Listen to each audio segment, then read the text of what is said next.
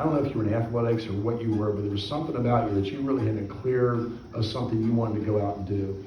And I want to encourage you to start to dream again, okay?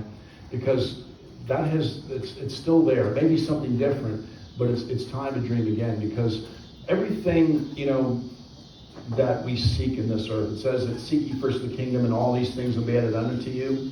Well, all these things that are out there, I believe God is going to be adding them to you.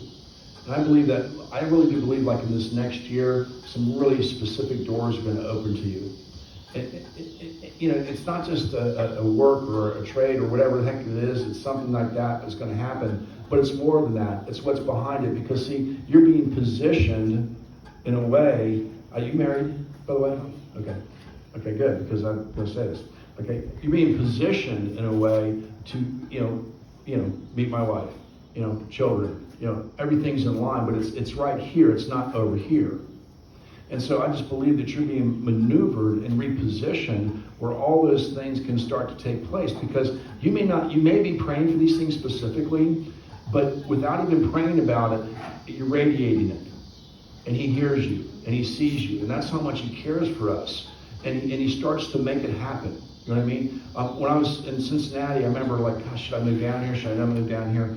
And I had that thought come, and I says, once you go down to Columbia, I'm going to fill you with my power, and you're going to meet your wife, And I think the latter one is what got me down here, because I didn't know, fill me with your power stuff. I didn't know what that meant, but I did know that, hey, I'd like to get married someday. So, because my high school sweetheart just broke up with me, 4 years ago. I just got over it, So I'm heading on down there, and he positioned me.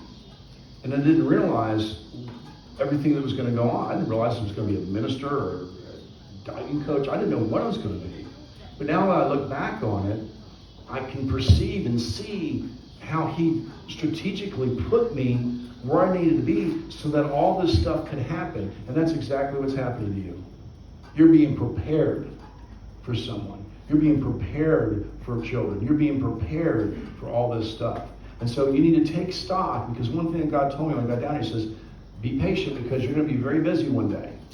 And it seemed like nothing was happening. You know what I mean? It's like, gosh, everybody I meet's either a drunk or they're, they were. I get like these blind dates, and there were people I needed to help. They weren't people I could date, and it was just the way that it was, And I said, this isn't going to work.